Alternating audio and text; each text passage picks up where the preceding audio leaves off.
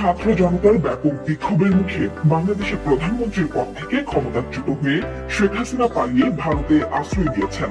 তার দেশ ছেড়ে চলে যাওয়ার পর অন্তর্বর্তীকালীন সরকার দায়িত্ব নিয়েছে। রাজনৈতিক এই পট পরিবর্তনের ঘটনায় গুঞ্জন জল্পনায় উঠে আসছে যুক্তরাষ্ট্রের ভূমিকার কথা। তবে হাসিনাকে উৎখাতে যুক্তরাষ্ট্রের ভূমিকা থাকার অভিযোগকে হাস্যকর বলে আখ্যায়িত করেছে মার্কিন পররাষ্ট্র দপ্তর। একই সঙ্গে এই ধরনের অভিযোগকে সম্পূর্ণ মিথ্যা বলেও উল্লেখ করা হয়েছে। স্থানীয় সময় মঙ্গলবার মার্কিন পররাষ্ট্র দপ্তরের নিয়মিত প্রেস ব্রিফিং এ দপ্তরের principal deputy spokesperson Vedanta Patel এই তথ্য জানিয়েছেন।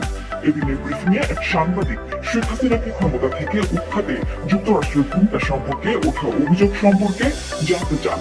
তিনি বলেন, বাংলাদেশের সাবেক প্রধানমন্ত্রী শেখ হাসিনা গণবিক্ষোভের আয়োজনের জন্য যুক্তরাষ্ট্রকে অভিযুক্ত করেছেন।